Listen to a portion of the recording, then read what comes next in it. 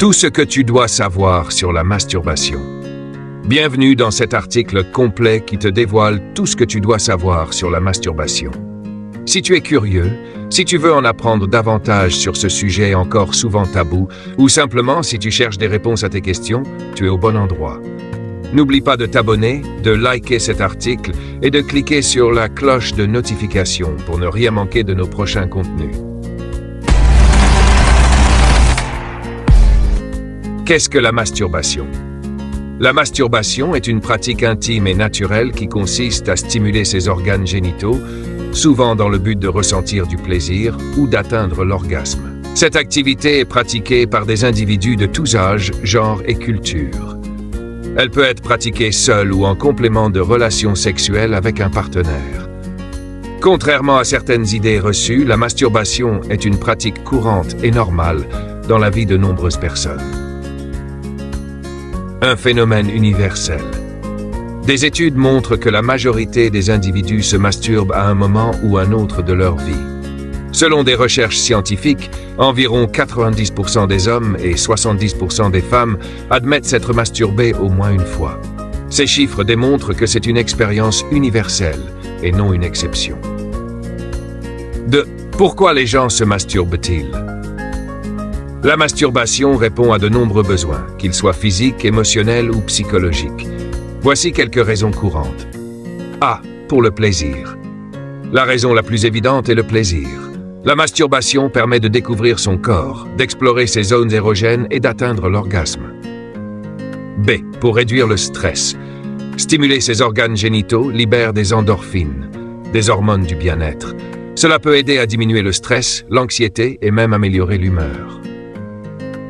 C. Pour mieux connaître son corps. La masturbation est un excellent moyen de comprendre ce qui te procure du plaisir. Cette connaissance personnelle peut aussi améliorer les relations sexuelles avec un partenaire. D. Pour améliorer la qualité du sommeil. Certaines personnes se masturbent pour se détendre avant de dormir, car l'orgasme libère des hormones qui favorisent un sommeil réparateur. 3. Les bienfaits de la masturbation. La masturbation offre plusieurs avantages, tant sur le plan physique que mental. Voici quelques-uns des principaux bienfaits. A. Amélioration de la santé sexuelle. Elle permet de maintenir un bon fonctionnement des organes génitaux, notamment en stimulant la circulation sanguine et en favorisant la production d'hormones sexuelles. B. Renforcement du système immunitaire. Des études suggèrent que l'orgasme peut stimuler le système immunitaire en augmentant la production de globules blancs. Réduction des douleurs menstruelles. Pour les femmes, la masturbation peut aider à atténuer les crampes menstruelles grâce à la libération d'endorphines. Boost de la confiance en soi. Se masturber peut renforcer la confiance en soi en aidant à mieux comprendre son corps et ses besoins. 4. Les idées reçues sur la masturbation. Malgré ses nombreux bienfaits, la masturbation est entourée de mythes et de malentendus. Voici quelques idées reçues à déconstruire. A. La masturbation est mauvaise pour la santé. C'est faux. Tant qu'elle est pratiquée de manière équilibrée et sans obsession, elle est totalement inoffensive. B. Elle rend aveugle ou stérile. Ces croyances sont issues de superstitions anciennes et n'ont aucun fondement scientifique. C. C'est un signe de solitude ou de problèmes sexuels. La masturbation est une pratique normale, même chez les personnes en couple ou sexuellement actives. 5. La masturbation et la religion. Le rapport à la masturbation varie selon les cultures et les croyances religieuses. Certaines traditions la considèrent comme un péché ou un acte à éviter, tandis que d'autres adoptent une approche plus tolérante. Il est important de respecter ses propres convictions, tout en étant conscient que la masturbation est une pratique humaine universelle.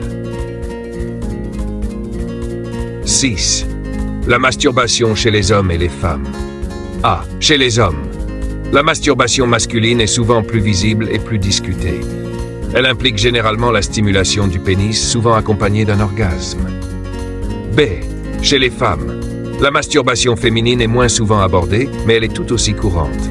Les femmes peuvent stimuler leur clitoris, leur sein ou d'autres zones érogènes pour atteindre l'orgasme.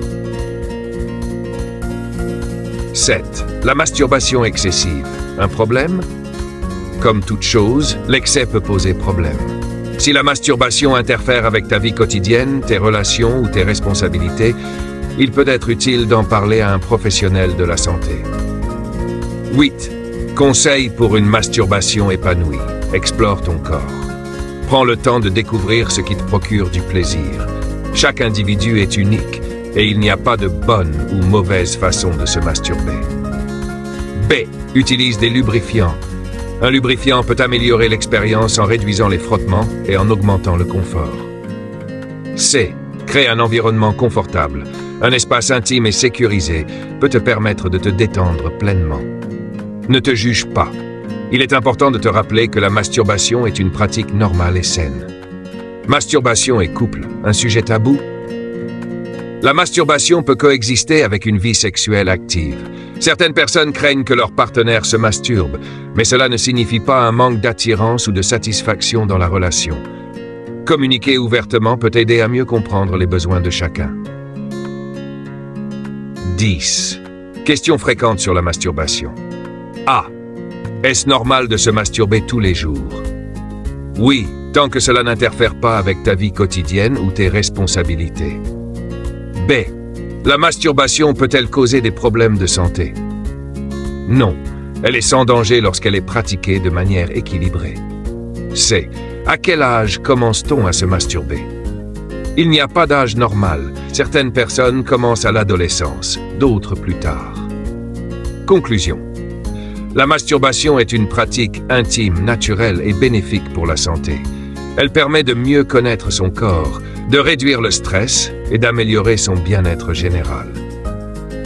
Il est essentiel de se débarrasser des tabous et des idées reçues pour aborder ce sujet avec ouverture et respect. Si cet article t'a aidé ou t'a appris quelque chose, n'oublie pas de t'abonner, de like et de cliquer sur la cloche de notification pour recevoir nos prochains contenus.